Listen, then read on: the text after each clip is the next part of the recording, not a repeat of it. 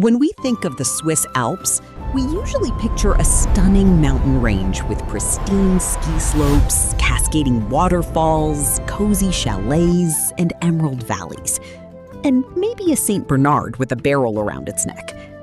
But hidden within the quiet, innermost cliffs of these massive mountains, there is a much older, deeper lore.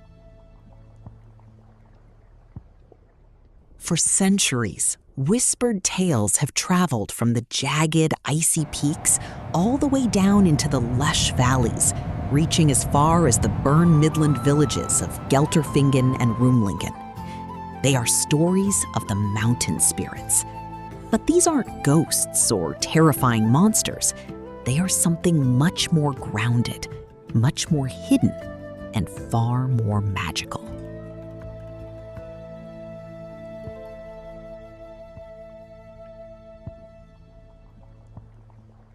Today, we are diving into the forgotten Swiss folktale of the Mountain Dwarves, the reclusive, chamois-herding spirits of the Alps, the omens they brought to humanity, and a magical, never-ending block of cheese. If you were to wander off the beaten path, far away from the towns and up into the dizzying heights of the Alpine cliffs, folklore says you might stumble upon their territory. The mountain spirits were actually dwarfish mountain men. They were diligent, introverted, and lived incredibly peaceful lives, far above our kind.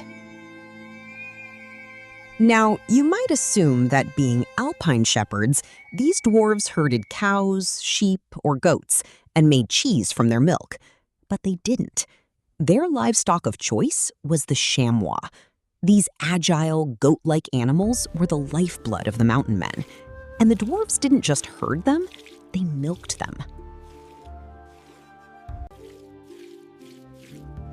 From this rich chamois milk, the dwarves crafted a very special kind of cheese. This wasn't your average Swiss Gruyere. This cheese possessed a powerful magic. If a piece was cut or bitten from it, the cheese would magically grow back, restoring itself into a whole block.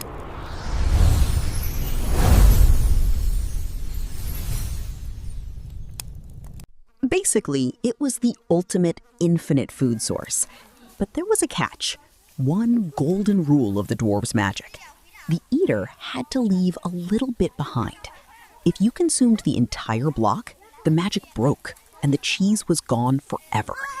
You had to leave a remnant for it to regenerate. Because these dwarves were so introverted, they rarely showed themselves to humans. They preferred the quiet of the innermost cliffs. So when they did interact with our world, it was taken very seriously by the locals. In fact, seeing them was an omen. But whether it was a good omen or a bad omen depended entirely on where you saw them.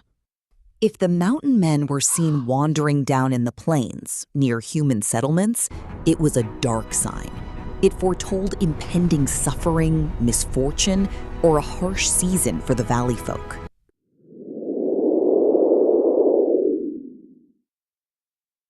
On the other hand, if a lucky traveler spotted the dwarves dancing up on the mountain mats, the alpine meadows, it was cause for celebration.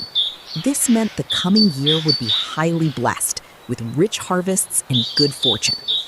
But despite being omens of misfortune in the valleys, the dwarves were inherently kind. Sometimes their wandering chamois lambs would lead them close to human houses. When poor, hungry children went into the dark forests to collect firewood, they would often find small, unexpected gifts. A bowl of fresh milk or a tiny woven basket overflowing with wild berries. Quiet gifts left behind by the secretive mountain men. There is one specific legend that perfectly captures the peculiar, generous nature of these dwarves. It involves a local herdsman and his servant. One long, exhausting day, a herdsman and his servant were plowing a tough field near the base of the mountains. Their stomachs were growling. Suddenly, the herdsman noticed something strange. Up on an old stone wall near the field, Steam and smoke were rising into the crisp air. It was just a passing wish, a hungry complaint muttered into the wind. The men turned their plows to make another pass across the field. But when they turned back around, the landscape had changed. Spread out right before them on the rugged ground was a pristine, snow-white tablecloth. And resting on top of it was not only warm stew, but also a magnificent plate stacked high with freshly baked, warm cookies. The dwarves had heard them. The two men didn't ask questions. They sat down and ate to their heart's content, fueling up on the magical, warm food provided by the unseen mountain spirits. By the time evening fell and they prepared to return home, the plate and the knives had vanished into thin air, but the white tablecloth remained.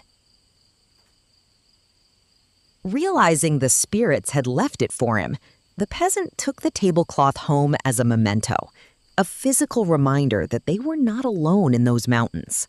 It makes you wonder, doesn't it? As we hike those modern trails, stepping over rocks and gazing at the chamois jumping across the cliffs, are there still unseen eyes watching from the innermost caves? The story of the Swiss Mountain Dwarves is a beautiful reminder of how our ancestors viewed nature as something mysterious, sometimes dangerous, but ultimately capable of deep, unexpected generosity. Thank you so much for watching. If you loved this deep dive into Swiss folklore, hit that like button, subscribe to the channel, and let me know in the comments, what country's folklore should we explore next? Until next time, stay curious.